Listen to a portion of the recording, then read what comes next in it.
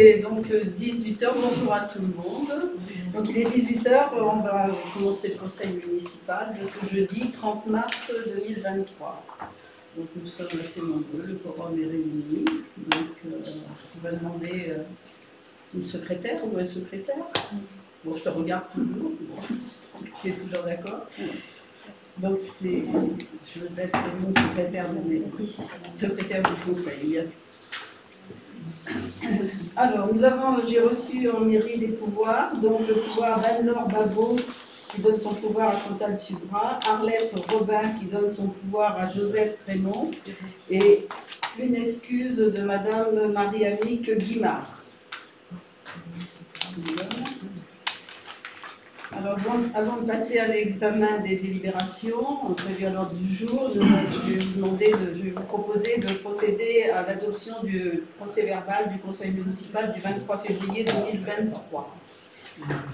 Donc, avez-vous des remarques concernant ce PV? Sinon,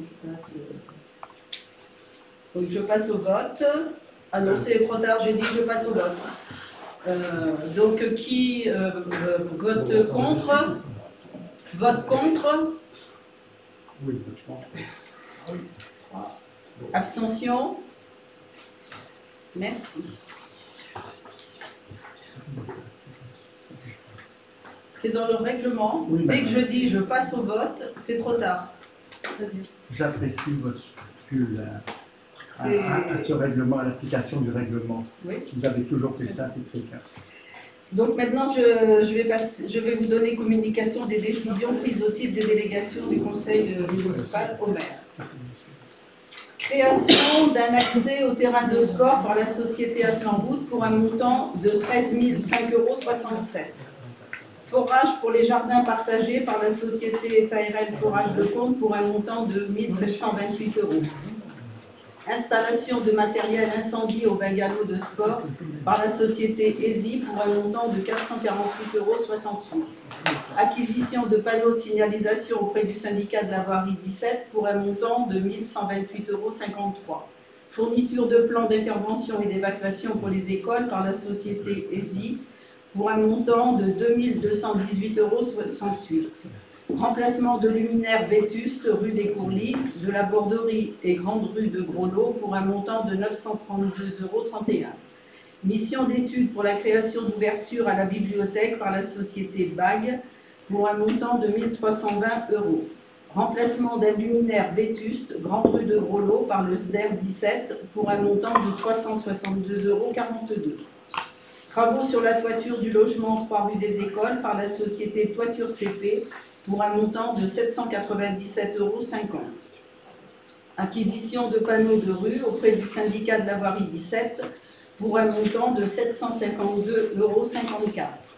Acquisition de miroirs de signalisation auprès du syndicat de la voirie 17 pour un montant de 549,72 €. Raccordement électrique des jardins partagés par Enedis pour un montant de 1331 €. Fourniture et pose de bornes pour sécuriser l'accès au terrain de sport par la société Atlanroute pour un montant de 4 980 €. Remplacement d'un luminaire vétuste Grande Rue de Groslo par le SDER 17 pour un montant de 389,68 €. Polissage d'une plaque de columbarium par la société Rock Éclair pour un montant de 160 €. Installation électrique pour la cabane des jardins partagés par la société SAS Pereira Chaliou pour un montant de 2 318,21 €. Réparation d'un véhicule des services techniques par le garage de l'aumônerie pour un montant de 3 999,53 €. Mission d'assistance à maîtrise d'ouvrage pour le projet de pôle commerce par la société Puzzle Hameau pour un montant de 22 050 €. Bien. S'il vous plaît. Oui. Voilà, je voudrais dire que je voulais parler à tout le monde. Non, je ne vous ai pas donné la parole. Non. Si ça ne concerne pas ce que je viens de dire, je vous ai répondu, Madame Joussaum, et donc je ne vous donne pas. Je vous ai dit que je ne vous donnais pas la parole. Oui, je sais. Bien, Monsieur Joanneau va vous présenter maintenant le budget. Il va vous présenter tout le budget. Eh bien, écoutez, ça vous. Au revoir, messieurs, dames. Au revoir, messieurs, dames. Bonne soirée. Merci. Donc, Monsieur Joanneau va vous présenter le budget. Oui. Joseph, on se met d'accord sur le nombre de présents? Oui, s'il te plaît. oui, il faut en enlever 3. Il faut en enlever 3, en rajouter un. Et puis on va ajouter Béatrice. Alors, attends.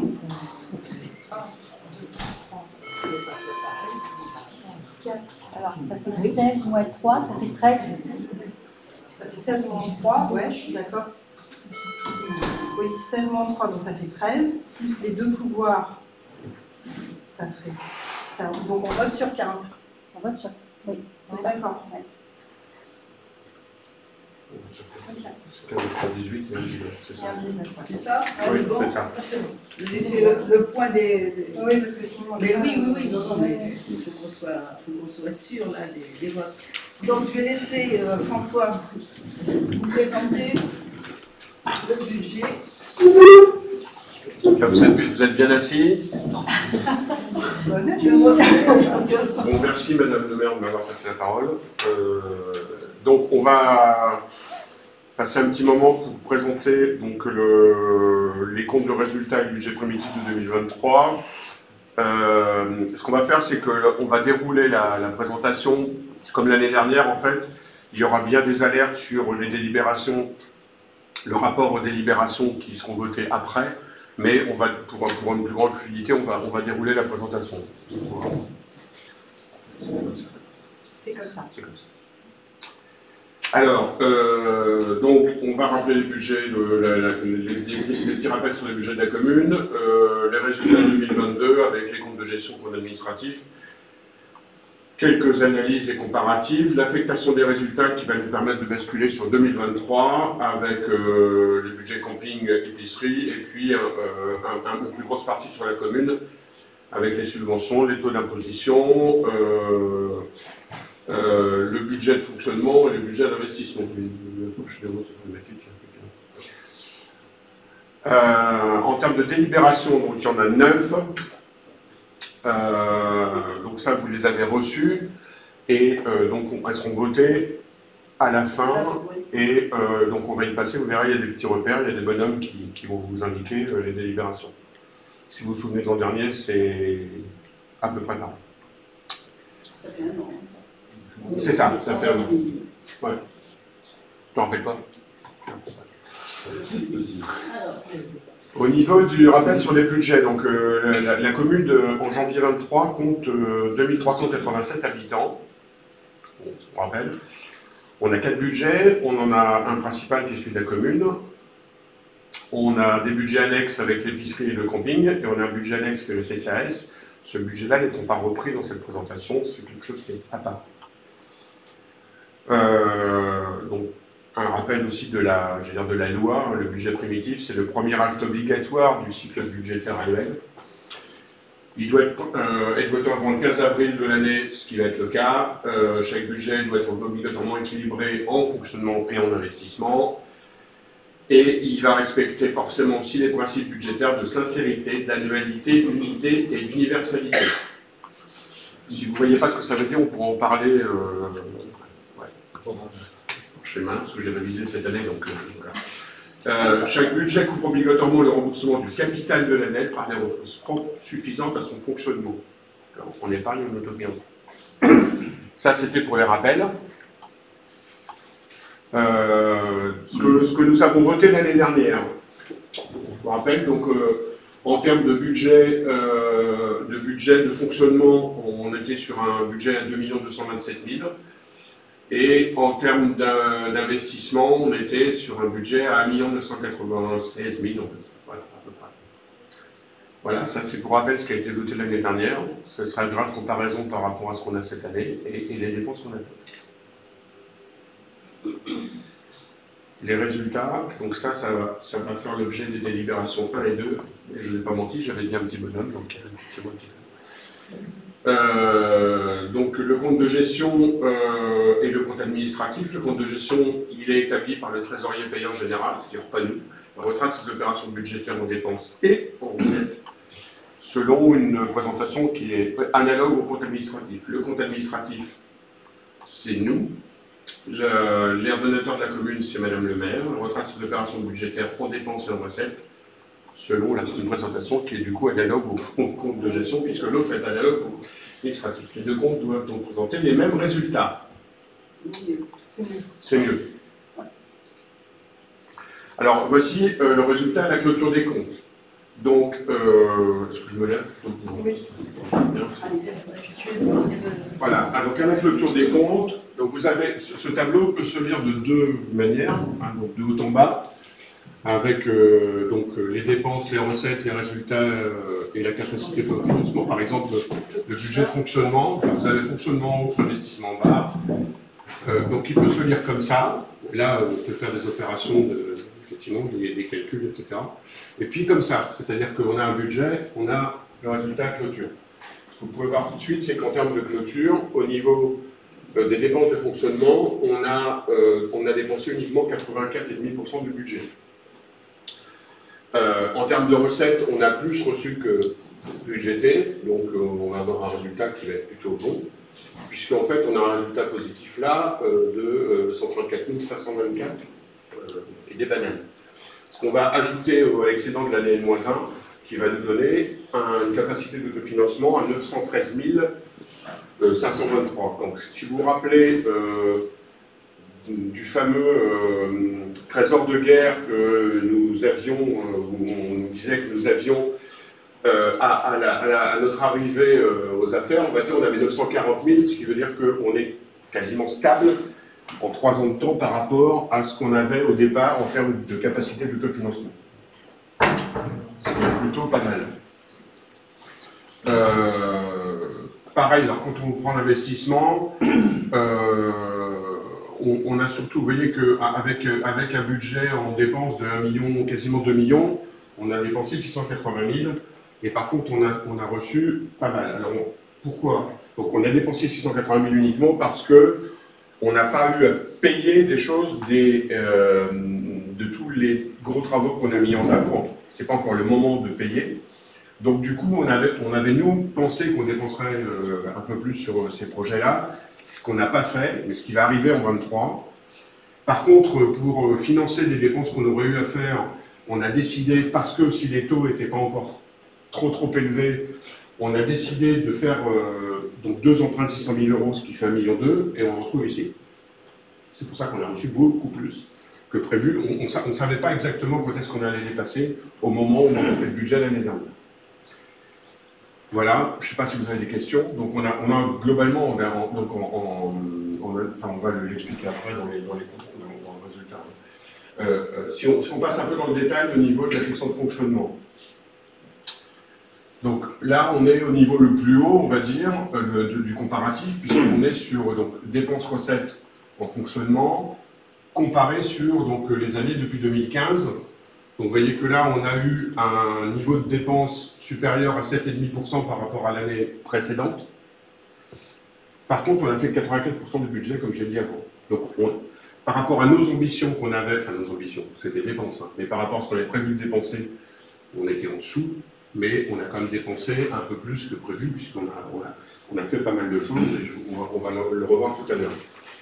Recettes, ben, pareil, on a dépensé 6,5%, on va dire, de plus que l'année dernière, et on a fait 110% du budget.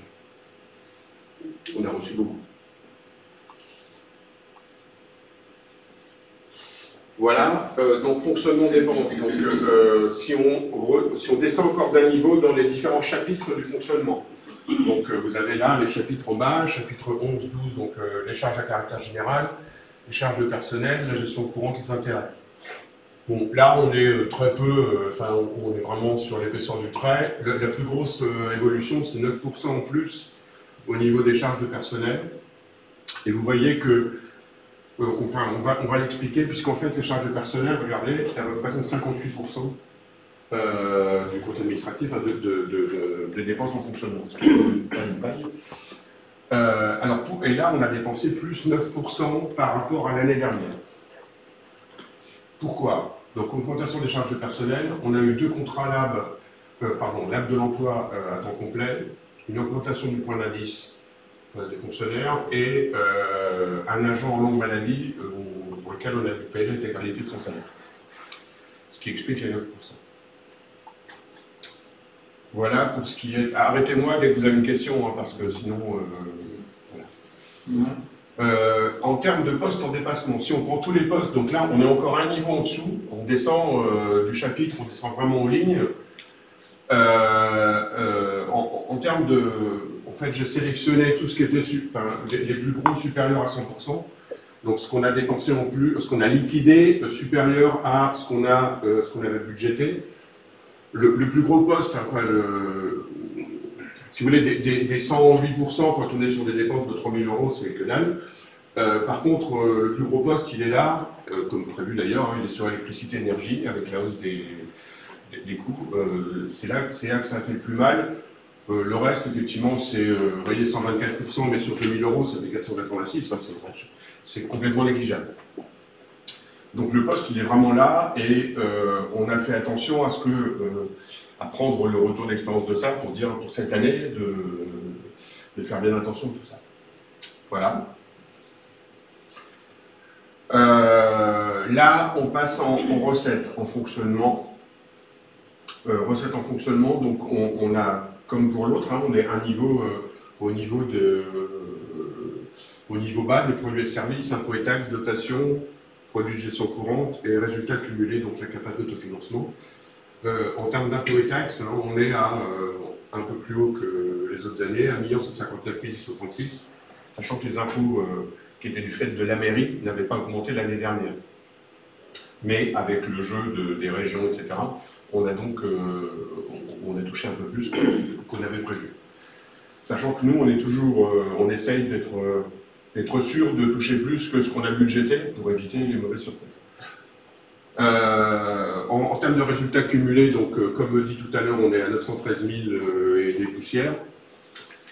Et là, je vous ai mis un petit rappel, pour moi aussi d'ailleurs, c'est que, en fait, ce que j'ai déjà dit, de toute façon, on est identique à 2020. On a eu un pic l'an dernier, on a été un peu plus d'1 million. Mais là, on est identique à 2020, ce qui veut dire que, globalement, notre capacité de financement ne baisse pas. On a toujours autant de capacité à s'autofinancer. Et ça, c'est plutôt de bonne guerre, parce que on va en avoir besoin avec tout ce qu'on est en train d'entreprendre. Vous voyez que là, pourquoi la commune vit avec les impôts et les taxes, hein, notamment 73% du. En termes de résultats sur la section d'investissement, alors même chose, hein, on part du plus haut, de la comparaison avec les années précédentes. Ce que vous avez déjà retrouvé dans ce que j'ai dit tout à l'heure, on a moins dépensé que les autres années, 22% en moins, 34% du budget. Donc on l'a expliqué par le fait qu'on n'a pas eu à payer ce qu'on avait commencé. Les études, etc., qu'on a faites sur de multiples choses qu'on verra tout à l'heure n'étaient pas payantes pour l'instant, ou tout au moins c'était vraiment peanuts par rapport au montant global du travail qu'il y a à faire. Et en termes de recettes, donc on a, là par contre on a augmenté beaucoup, c'est pas anormal puisqu'on a 1,2 million d'emprunts qui ont été faits. Donc on a reçu 1,2 million de plus. Donc c'est parfaitement normal qu'on ait augmenté de manière assez phénoménale.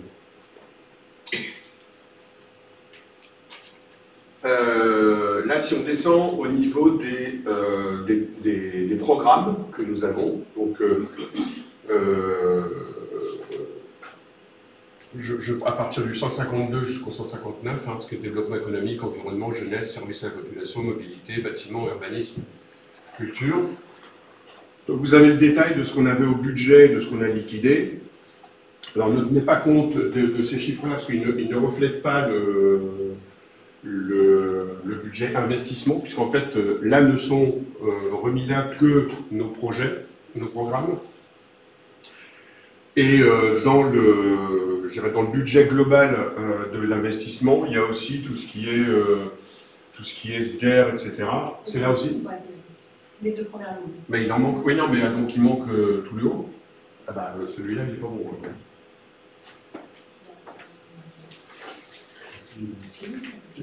Il est bon?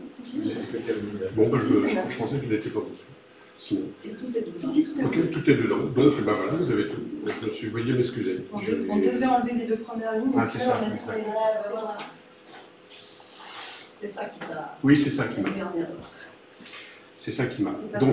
Donc vous retrouvez tout ce qu'on a, effectivement, tout ce qui était budgété. Alors, les opérations de niveau de passif, c'est ça? C'est ça. Remboursement de capital. Et puis, alors, donc, tout ce qui est programme, alors, vous voyez tout de suite que c'est donc tout ce qu'on a liquidé. Sur développement économique, effectivement, développement économique, c'est là où on va retrouver la boulangerie. Donc, la boulangerie, on n'a pas dépensé tout ce qu'on devait dépenser. C'est là où il y a un des emprunts. Il y a bâtiment sur lequel, effectivement, 495 000, là on retrouve la galerie, où on n'a que 69 000, et puis urbanisme, on a dépensé beaucoup, mais pas quand même tout ce qu'on voulait, tout ce qu'on avait prévu. Enfin, prévu, tout ce qu'on avait budgété. Oui. C'est pas tout à fait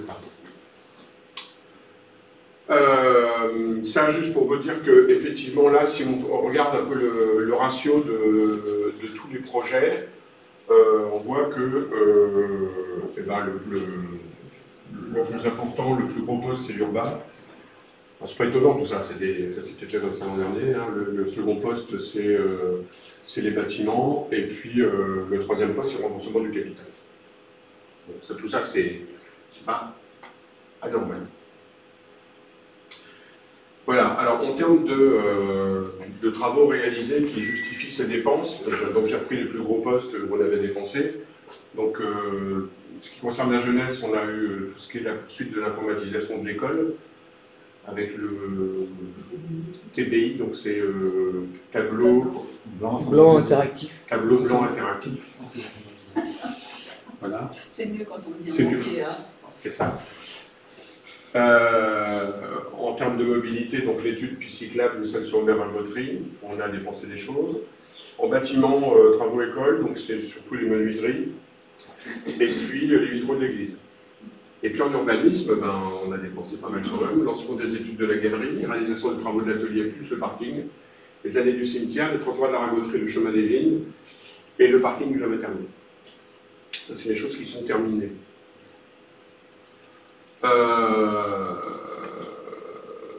Les recettes d'investissement, alors évidemment là, le plus gros poste c'est l'emprunt parce qu'on a eu 1,2 million qui est tombé, donc ça c'est un peu tronqué par rapport à ça. Sinon, on vit, alors l'excédent d'investissement, mais on vit aussi avec des subventions. Hein. C'est pour ça qu'on passe beaucoup de temps à aller chercher des subventions, parce que c'est aussi un facteur de ressources important pour notre commune.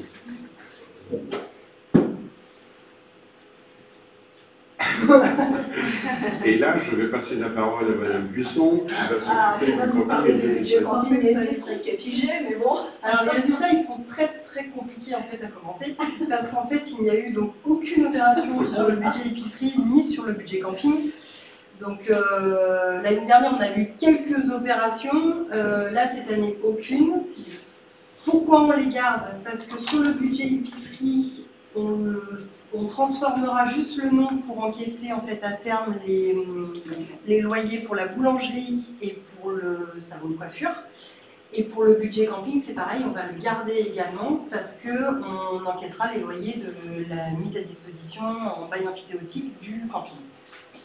Donc les résultats 2022, on avait un excédent reporté en fonctionnement de 15 649,33 €. Donc on termine avec un excédent de clôture de 15 649,33 €. Et au niveau du camping, en section d'investissement, on avait un résultat reporté de 29 213,33 €. Donc on termine avec le résultat de clôture de 29 213,33 €. C'est pas facile. Alors les résultats 22 en synthèse, donc on est excédentaire, ça c'est pas le début. Donc en fonctionnement, en investissement, on est plutôt bien placé et donc on a l'ensemble des budgets communaux qui ont été respectés et maîtrisés. Bon, pour cette année, on a encore le remboursement d'emprunt et l'endettement reste faible, ce qui ne sera pas le cas l'année prochaine, mais pour cette année c'est le cas. Au niveau épicerie et camping, c'est pareil, ça vient d'être dit. Tu veux rajouter quelque chose? J'aime bien ton bonhomme. Ah oui, c'est vrai. Ah oui, de l'aloe vera. Voilà, c'est un monsieur qui fait du cheval sur de l'aloe vera, paraît-il. Très bon pour la santé. Des questions sur le budget, la clôture du budget 22? Avant qu'on passe au budget 2023. Naïm? On y va. Alors le budget 23, donc on va d'abord s'occuper de l'affectation des résultats 22, qui est la délibération numéro 3. Vous avez vu déjà les 1, les 2 avant, le 3 maintenant. Donc ce qu'on a déjà dit, épicerie, pas de déficit d'invest et pas de reste à réaliser déficitaire. Donc l'excédent de fonctionnement reste en fonctionnement. Camping, pas de reste à réaliser déficitaire, donc l'excédent d'investissement restant. L'investissement. Très bien. Et puis la commune, pas de déficit d'investissement et des restes à réaliser couverts par l'excédent. L'excédent d'investissement reste un investissement 1 309 000 bananes. Et la totalité du résultat de fonctionnement reste en fonctionnement, avec donc le fameux trésor de guerre de 913 523,82. Ce qui est un bon résultat, je vous félicite tous pour le travail que vous avez fait. Qu'est-ce qu'on fait de l'argent de... On ne te le donne pas. Les 15 000, les 29 000... Il reste sur le... Il reste sur mais ça va rester indéfiniment, juste pour... Jusqu'à la régulation. Il y a les loyers qui... Je ne suis pas intervenue beaucoup, mais si juste le temps que J'ai j'interviens, compris qu'on allait changer de ce serait gentil. nom pour récupérer les loyers. Mais donc ça va rester dessus en fait. Après on pourra faire des... On pourra l'enlever. Oui. On a décidé de les laisser ouverts. Oui, non, mais j'ai déjà compris. Ouais, il y a 45 000. Ouais. Et quand on réalimentera, on verra. On verra ce qu'on en fait. C'est un trésor de petite guerre, s'il vous plaît. Ouais. On garde ce En tout cas, on le garde, oui, voilà, c'est ça. Donc le premier, donc la délibération 4, si on continue donc dans la présentation du prix, il avait mal au bras dans les zones. Donc le taux d'imposition, donc en taxe d'habitation, on est à un taux 2023 de 11,90. En taxe foncière bâtie, 19,70. Donc ça veut dire qu'on n'augmente pas par rapport à l'année dernière. Et en taxe foncière non bâtie, 67,24. Donc effectivement, la fiscalité des ménages demeure la première ressource de la commune. Voilà, on l'a vu tout à l'heure. Et les taux communaux proposés pour 23 restent identiques à 22. C'est-à-dire que nous avons, pour la part qui incombe à la commune, nous avons décidé de vous proposer de ne pas augmenter les impôts sur la commune de Celles-sur-Mer cette année. par commune, sachant que la part département va augmenter. Voilà. C'est pour ça qu'on a fait, qu'on vous demande de faire le choix de ne pas augmenter la part communale. Étant donné le budget qui est bien équilibré. Voilà. Le résultat 22, voilà, le résultat 22 nous permet encore cette année de ne pas augmenter, sachant qu'en plus de ça, Voilà, La base, c'est le département. Non, en fait, c'est Alors, pas. la base globale. Ah, De 7 à 8%. Bah, 7%. Ouais. Donc ça va se ressentir sur forcément sur oui. la position oui, c'est-à-dire de qu'il la ne faut pas se tromper, il ne faut pas que les gens comprennent que leur commune, c'est ça. On n'y sera pour rien. Leur impôt va augmenter, mais la base commune va rester la même. Donc juste une précision sur la taxe d'habitation, on ne votait plus le taux depuis 2019, c'était gelé à 2019. À compter de 2023, donc on peut de nouveau voter le taux de la taxe d'habitation et en fait il faut le revoter. Pourquoi? Alors plus personne ne paye la taxe d'habitation, sauf sur les résidences secondaires et sur les logements vacants. Et en fait, si on ne reprend pas ce taux qui existe depuis toujours 2019, eh bien, on ne percevra plus de taxe d'habitation sur ces logements-là, du tout. En fait, l'État considère qu'on le met à zéro. Donc en fait, pour pouvoir continuer à faire ce qui se faisait déjà les années précédentes, il n'y a aucun changement, il faut le revoter. Donc on le votera en septembre? Non, sur la délibération 4. Ah, ça y est. Oui. D'accord. Oui, non, après, c'est la majoration qu'il faut le voter avant septembre. Bien, deuxième partie de ce budget communal, c'est subventions aux associations. Donc vous pouvez voir là la liste, je ne vais pas le détailler. Enfin, je ne sais pas si vous souhaitez qu'on fasse ligne à ligne, mais vous avez là la liste des associations pour lesquelles on verse quelque chose. Sachant qu'on a effectivement une réserve de subventions qui est en bas. C'est notre capacité à répondre à une nouvelle demande, ça nous sert aussi à faire un contrôle. Non mais on peut se demander pourquoi on met 1714 sur 1076. Pour arriver à 6000, c'est pas nul. Voilà. Et puis alors il y a une subvention exceptionnelle qui va être votée dans la DELIP 6 à l'école primaire, qui vont faire un voyage à Paris, et ils nous ont déjà envoyé une carte postale d'ailleurs sur lesquelles ils voudraient 1000 €, c'est marqué, donc on va leur donner 1000 €. Voilà, donc budget camping et épicerie. Suspense. C'est insoutenable. Ouais. Donc les délibérations 7 et 8, Madame Buisson. Bien donc, on va équilibrer les budgets, difficilement. Donc comme on a toujours l'excédent de fonctionnement à 23 053,33, on équilibre avec un montant en dépenses de 23 053,33. Et au niveau du camping, eh bien, on va faire la même chose. On a l'excédent d'investissement à 29 213,33 qu'on va équilibrer avec des dépenses de 29 213,33. Il faut que ça soit l'équilibre. Voilà. Délibération 7 et 8. Délibération 7 et 8. Donc au niveau de la commune maintenant. Alors, rappel, c'est un rappel maintenant puisque ça fait déjà 2 fois qu'on vous présente ça, mais c'est quand même important parce que quelque part ça a une conséquence sur la visibilité qu'on a des choses maintenant et sur notre capacité à bien gérer arrêtez-moi si je dis une bêtise, parce que forcément, on a mis en place, mais je pense que vous êtes trouvé bien mieux avec ça. Donc chaque adjoint possède une ou plusieurs commissions, chacune est un programme, dans chaque programme on identifie ce qu'on veut faire, ce sont des projets, donc il y a urbanisme, il s'appelle URB, et dans URB il y a plein de numéros qui constituent chaque projet de l'urbanisme. Et ça c'est pareil pour chaque programme. Et pour chaque projet, il y a un responsable qui est chargé de faire le planning, les coûts estimatifs, les devis et les recettes éventuelles. Voilà, et avec la liste de tous les projets, on détermine les priorités au niveau de la commission finance. Et au jour le jour, même quand il y a des événements qui se passent au jour le jour, chacun identifie les subventions possibles. Et vous voyez que les subventions, c'est quand même pas neutre dans nos revenus annuels.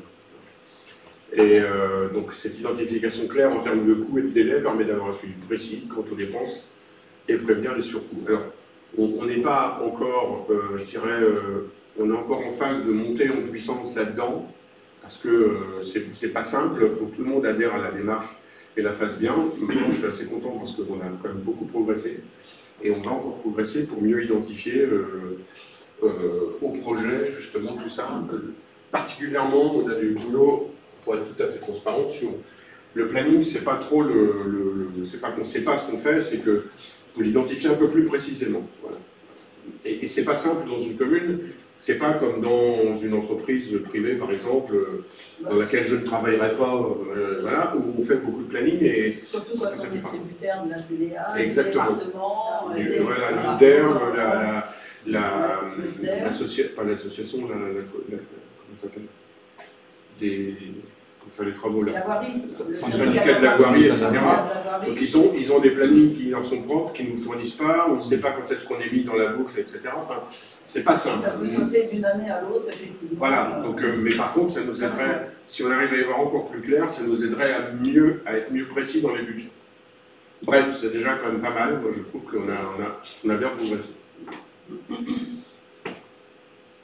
Donc en termes de fonctionnement, ce qu'on propose en dépenses, c'est en tenant compte donc, je dirais du contexte, etc., de faire une augmentation de 4,5% global au niveau des dépenses. Alors ça veut dire les charges à caractère général sont un peu augmentées.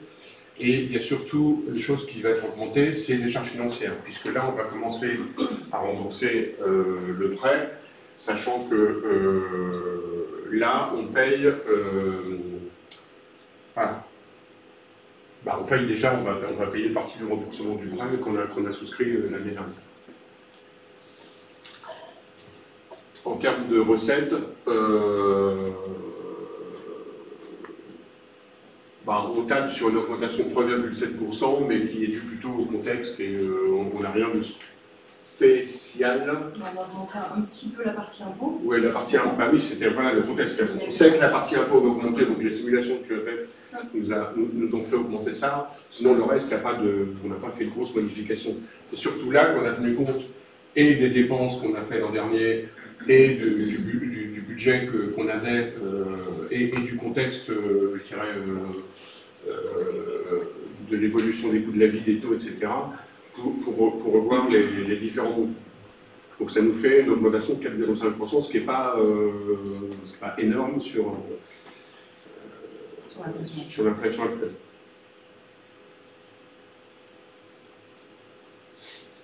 Voilà ce qu'on a, l'adaptation au contexte actuel, la hausse des prix du carburant, l'électricité. On a maintenu 30 000 € de dépenses imprévues, sachant que l'an dernier, on a tapé dedans. Hein. Donc là, on a maintenu 30 000 € de dépenses imprévues. Ça nous sert à, s'il y a un poste qui est mal évalué dans le fonctionnement, on peut se récupérer avec ça. Et puis là, on commence, comme j'ai dit tout à l'heure, à payer les intérêts des emprunts, puisque tout ce qui est capital, c'est en investissement. Sur un emprunt, capital, intérêt, capital en investissement, on rembourse, et intérêt en fonctionnement. C'est la complexité du compta public. En termes d'investissement, donc on a des prévisions de dépenses cette année qui sont importantes, surtout, on va le voir après. Je vais vous l'expliquer après. Tu peux peut-être mettre d'abord l'autre, puis on va voir. Non, l'autre, l'explication. Là, voilà. Parce que ce qui va arriver, ce qui est déjà là, mais ce qui va arriver en termes de défense, là, on a les deux en rouge, c'est les deux projets qui font qu'on a fait deux emprunts. Donc les travaux à la galerie, 600 000 €. Pour le commerce, donc ça c'est la boulangerie, 600 000 €. Donc ça va arriver aujourd'hui, cette année, sachant que ça, donc l'objectif de fin des travaux va être entre la fin de cette année fiscale 23 et le début 24, puisque on est sur un planning de mise à dispo qui est plutôt au printemps, fin du printemps 2024. Voilà, fin du premier trimestre 2024. Et la galerie, les travaux vont commencer sous peu. Ça devrait être terminé. Et ça devrait être terminé à la fin de l'année, fin 23, à la fin de l'année fiscale. Si. La galerie va pas être finalisée fin 23. C'est à toi de nous répondre. Ah oui, si tu l'as mis dans le budget. Oui. Mais le plus gros va être fait en 23, mais grande ça partie finira au printemps 24. Il y a une grande part au printemps 24. Non, mais de toute façon, on est d'accord. On parle de l'année fiscale. Il y aura du report sur l'année suivante, mais ça sera fini. Ça sera fini. Après, on a donc d'autres sujets, le parking rue Pierre, les fossés de l'UNIMA, donc qui est ça a l'air de rien, mais c'est quand même une dépense particulièrement conséquente. Pas trop cette année. Oui, mais qui pourra l'être. Il y a 80 000 à peu près. Oui, c'est ça, il y a 80 000 cette année. Voilà. Non, par contre, c'est plutôt les fossés de l'ASA. L'UNIMA, c'est le maître d'œuvre, l'ASA est le maître d'ouvrage. C'est L'association. une parenthèse. D'accord, donc il faudra corriger le titre de vos projets. Parking rue du Bois des Grèves et des trottoirs rue des Coutures. En termes de bâtiments, donc on est toujours, il y a la rénovation de l'église qui va se terminer pour les vitraux et qui va avoir lieu pour le sol et les colonnes. Ouais. Les travaux sur le logement collectif qui vont se continuer et se terminer, enfin de toute façon ça ne termine vraiment jamais. Les travaux de l'école plus la bibliothèque. Alors il y a des petits points parce qu'il y a beaucoup plus de projets, mais ça c'est les, je dirais, c'est les majeurs qu'on a pu identifier sur ce qui va coûter quand même pas mal d'argent. Puisqu'en fait celui-là on en fait vraiment, les jardins partagés, c'est pas ça qui va nous mettre sur la paille. Néanmoins c'est quand même quelque chose qui est bien pour la population, puisque ça va permettre aux gens de jardiner, ça va permettre aux gens de se rencontrer. C'est pas forcément parce que ça vaut pas 2 millions d'euros que c'est pas important pour socialement pour que les gens se rencontrent. La végétalisation de la cour de la maternelle.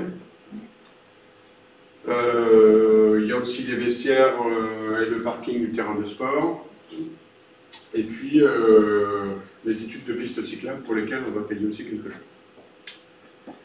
Voilà, donc ça c'est les gros postes, donc ce qui justifie le fait que en termes de développement économique, donc ça c'est le développement économique, c'est la boulangerie, on est à 736 000 €, donc on a le projet de boulangerie plus un projet de réaménagement des marchés autour de la boulangerie et de la place de la Liberté.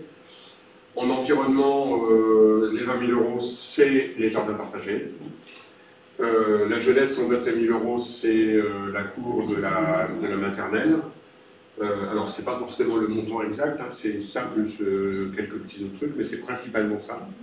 Service à la population communication, je ne sais pas, mais en tout cas là-dedans, il y a. C'est Eric, c'est du matériel informatique. Du matériel informatique. Mobilité, sécurité, 40 000. C'est la piste. Ça, c'est la piste. Les bâtiments 613, ça, c'est une partie de la galerie plus autre chose. Urbanisme 831, ben, c'est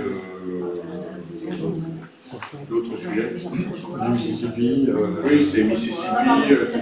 Pardon, bâtiment, c'est Non, l'église, les logements. oui, bâtiment, c'est l'église, c'est 831, c'est la galerie. C'est la galerie plus les trottoirs, etc.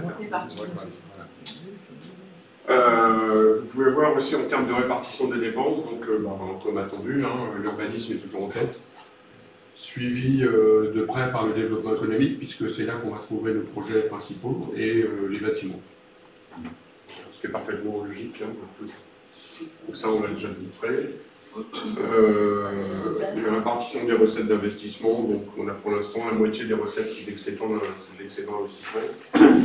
On a 23% qui représentent des bâtiments, et puis le reste c'est... on a du FCTVA, etc. Donc les trucs normaux. Quoi. En synthèse, alors ça, c'est ce qu'il va nous falloir voter maintenant, hein, la délibération numéro 9, qui reprend tous les chiffres que je vous ai donnés juste avant. Donc là, ça nous donne en fonctionnement un budget équilibré à 2 415 000. Je vous passe les derniers euros. Et en investissement, on est sur un budget équilibré à 2 625 000. Voilà, ce qui représente une hausse, je dirais, tout à fait modérée de budget, puisqu'en fait, voilà, on est à quelques pourcents d'augmentation. La conclusion que j'en tire et que j'ai partagée avec Chantal juste avant qu'on connaisse cette réunion, c'est qu'on a un budget de fonctionnement qui est maîtrisé, vous avez vu, on est dans une situation qui a guère bougé depuis 3 ans. En tout cas, on réussit à bien maîtriser nos dépenses au fonctionnement et nos recettes, donc on peut dire qu'il est maîtrisé. Le budget d'investissement ambitieux, parce que là on a des gros sujets qui arrivent, et pour l'instant on est prêt en fait, on a l'argent et on a la capacité de le faire, et il faut qu'on démontre qu'on est capable de le faire dans les coûts qu'on a budgétés, et c'est pas le plus simple, mais on va y arriver. Et puis, on a un planning de réalisation de travaux qui est réaliste. Pourquoi? Parce que on a décidé de faire des choses petit à petit. Il fallait qu'on entame plein de choses en même temps, parce qu'on savait que les choses prennent entre des travaux sur de la voirie, des travaux sur du bâtiment, des travaux sur des écoles, etc. On a des délais qui sont extrêmement différents.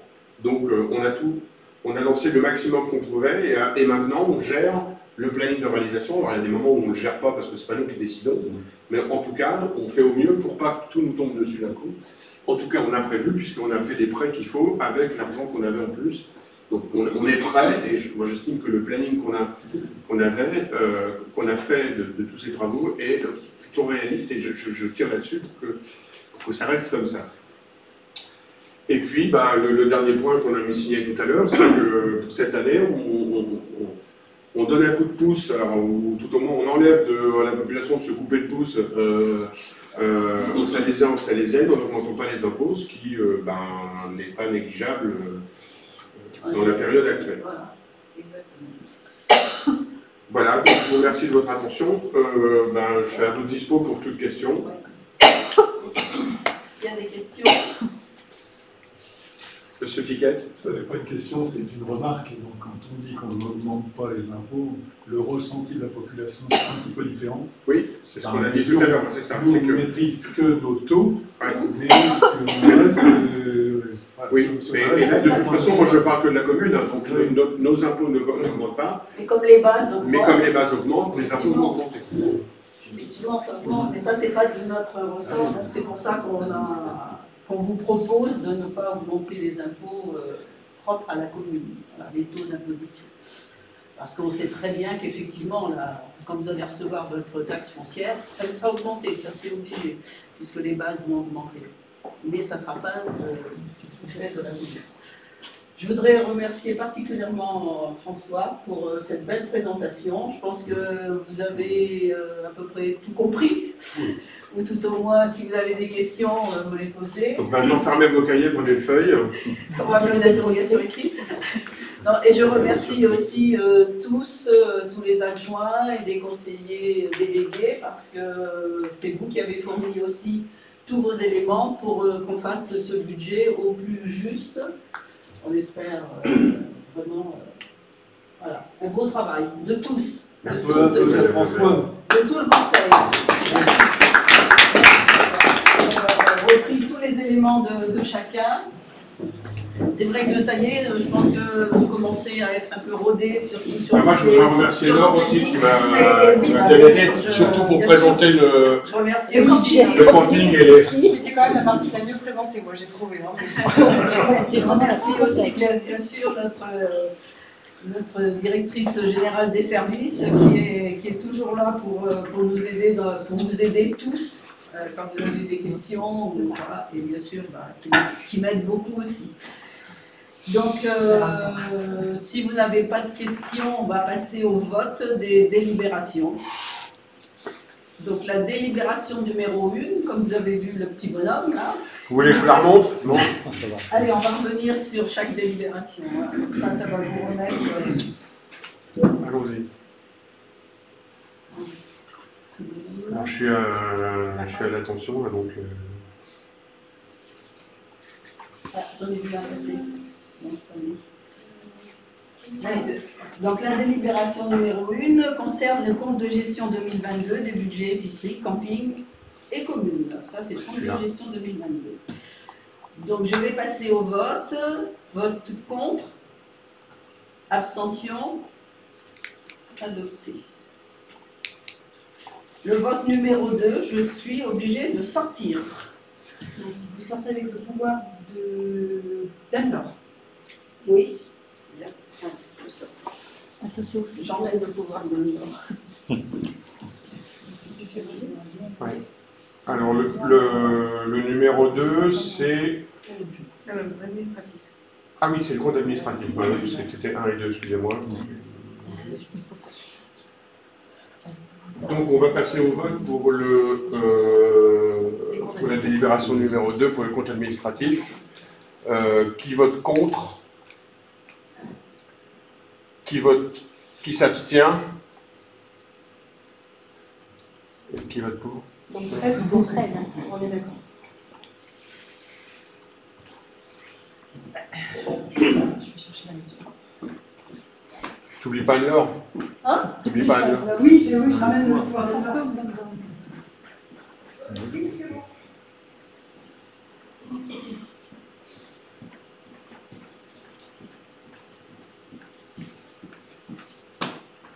C'est piégé.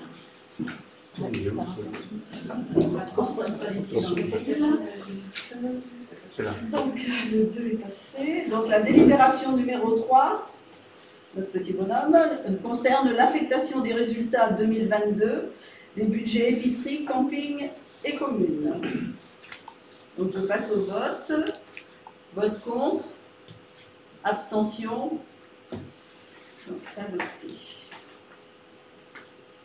La délibération numéro 4 concerne les taux d'imposition 2023. Donc, comme on vous a dit, on vous a proposé de ne pas augmenter les taux. Donc, je passe au vote. Vote contre. Abstention. Adopté. La délibération numéro 5 concerne les subventions et participations aux organismes et aux associations. Donc, je passe au vote. Est-ce qu'il y en a Alors, qui sont membres d'un voilà. bureau? Ouais, donc Josette, toi tu ne pourras pas voter. Tu es obligé de sortir. François, est-ce que je peux poser une question par rapport Oui. à ça? Concernant du coup les subventions qui sont données à chacune des associations, qui choisit le montant et comment ça se passe? Alors, il y a certaines qui demandent un montant. Oui, on accepte ou pas. Voilà, on accepte. C'était surtout pour l'association foncière. L'association foncière, oui, on remet chaque année 1500. Ouais, c'est ce qui avait été vu avec les membres du bureau de l'association. Oui, voilà. Ah oui, d'accord. Quand on se réunit avec l'association, on décide de l'attribuer. Sinon, s'il n'y a rien de spécial et qu'on décide de le faire, on propose et en commission finance, on voilà, c'est pour ça qu'on s'est mis à 6 000, parce qu'on a dit, bon, allez, on met 6 000 €, et c'est pour ça qu'on a une petite réserve de subvention de 700 au cas où il y a une association qui nous demanderait. Il y a des associations qui demandent un montant. Donc, si ça rentre un peu dans le... on donne, autrement, après... Il y en a qui ne demandent pas, il y en a qui déposent des dossiers qui ne demandent pas. Par exemple, qu'est-ce qu'on a? On a les transversales, Fleur de Prunier par exemple, ils ont déposé un dossier mais ils ont dit qu'ils ne voulaient pas de subvention, juste les salles. D'accord. Oui, monsieur. Pardon. Non, parce que c'est un sujet de plaisanterie avec Laure, le foyer rural. Sous prétexte qu'il a de l'argent, ne fait plus de demande de subvention, même si on participe quand même un petit peu à la vie de la commune. Beaucoup. Voilà. Et je trouve dommage qu'on donne des subventions à certaines associations, entre autres de salles. Après, on demande le bilan, on demande les comptes de chaque association, nous fournit ses comptes. Alors après, tant que le foyer rural a une finance assez importante, alors c'est quand même, c'est-à-dire que les finances d'une association comme ça devraient être chaque année remises, elles ne sont pas, apparemment, donc c'est pour ça qu'on fait... Mais bon, après, s'il y a une demande de subvention... On a une gestion de faire de famille, c'est pour ça. Voilà. Donc, d'autres questions? Donc, je passe au vote. Vote contre. Abstention. Il n'y en a pas. Donc 14 pour. 14. La délibération numéro 6 donc, concerne cette subvention exceptionnelle pour un séjour scolaire à Paris. Donc, c'est la classe de CM2, CM1, CE2. 65 élèves qui vont partir. Oui, CM2. Oui, parce que c'est des classes. Donc c'est les enfants, c'est surtout c'est un séjour scolaire, mais surtout pour s'approprier les valeurs qui fondent la République et la démocratie. C'est vraiment basé là-dessus. Ils ont élaboré un projet de loi qui vont aller déposer à l'Assemblée nationale, et c'est notre député de région ici, donc Anne-Laure Babot, qui leur fera visiter l'Assemblée nationale. Ils vont être reçus à l'Assemblée nationale. Donc c'est un beau projet qui devait être fait il y a 2 ans, mais à cause du Covid qui a été reporté. Et donc là, ils partent les 2 jours, 26 et 27 juin. Et donc, c'est vrai qu'il y a 2 ans, on leur avait versé une première subvention. Mais bon, 2 ans après, forcément que les coûts sont plus importants. Je crois qu'il y a un peu plus d'élèves aussi. Donc, ils nous ont redemandé une rallonge de 1 000 €. Donc, c'est pour ça que je vous propose de leur accorder cette subvention exceptionnelle. Donc, je passe au vote. Vote contre. Abstention. Donc, nous verserons ces 1 000 € pour les enfants. Visite à Paris. La délibération numéro 7 concerne le budget, alors on passe au budget 2023, concerne le budget primitif 2023 du budget annexe épicerie. Question? Je passe au vote. C'est pour rigoler. Alors, je vais demander à Madame Buisson de vous réexpliquer le budget primitif. Si j'enlève 3000 Que j'en rajoute 2 et que j'enlève 4. Et c'est pas mal si t'as 3000, tu les enlèves, après ils font quoi Donc je passe au vote. Vote contre. Vote abstention. Donc on reporte ce budget. On va faire pareil pour la délibération numéro 8 concernant le budget annexe camping, budget primitif 2023. Je passe au vote. Vote contre. Abstention. Et donc la délibération numéro 9, donc c'est le budget primitif 2023 de la commune. Donc voilà, c'est celui-là. Donc est-ce qu'il y a entre-temps quelques questions qui vous sont venues à l'esprit? Non, ça va. Donc je vais passer au vote. Vote contre. Abstention. Donc, eh bien, nous avons terminé notre séance du conseil municipal budget, particulièrement budget. Et donc, je vous remercie pour ce budget qu'on a à l'unanimité voté. Et donc, j'ai quelques infos à vous donner. Le prochain conseil municipal sera le jeudi 27 avril.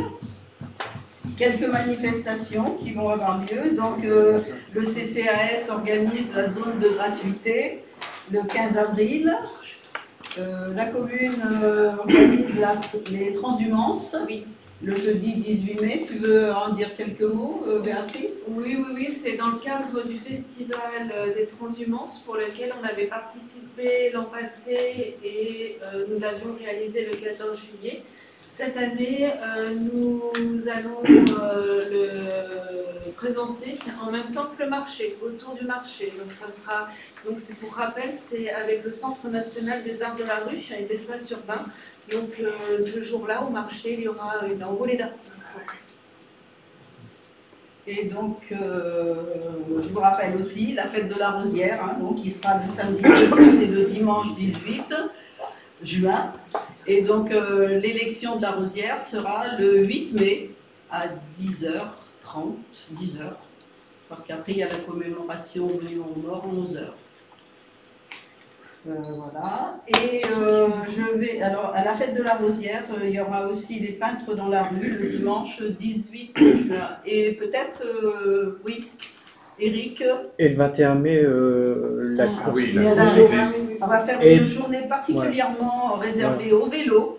Donc Eric, tu peux nous dire ce qu'il pourra y avoir dans cette journée? Alors bon, il y aura déjà dans le cadre purement sportif, une course cycliste, mais une course cycliste école de vélo, donc ce sera des petits de 5 ans à 14 ans.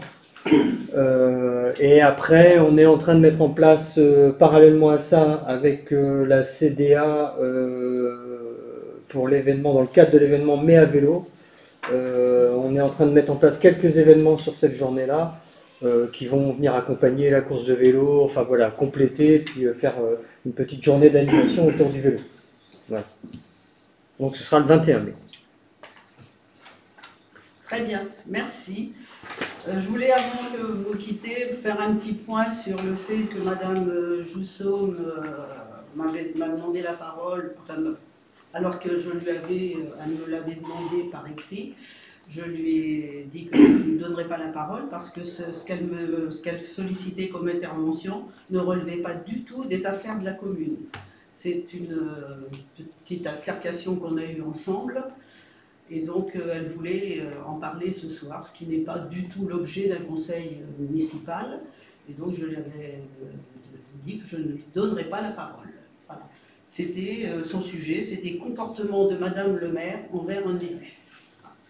Donc, ça n'avait rien à voir avec les affaires de la commune, je vous rassure. C'était vraiment tout à fait personnel. Donc, c'est pour ça. C'est un sujet de dissert. Oui, exactement. Voilà, donc, prochain sujet, vous me rapportez vos copies la fois prochaine. Voilà, ben je vous remercie pour ce conseil de budget qui est toujours un moment important de la commune, pour la commune, pour tout le monde. Et donc, maintenant, ça y est, le budget a été voté, donc on peut y aller. Alors, vous, non, oui, non, alors restez là tous, parce qu'il faut pas dépasser. Donc, on fait passer. C'est marqué d'ailleurs, ne partez pas avant d'avoir signé. Dans tous les cadres-là, il y a 2 feuilles par paquet. D'accord? Donc, vous signez dans tous les cadres. Donc, il y a 6 paquets de 2 feuilles. Non, reste là. Il y a... Ah oui, mais signe, voilà. Signe. Allez, 2 paquets. Je donne l'exemple. On peut signer dans les 2 cadres. Non.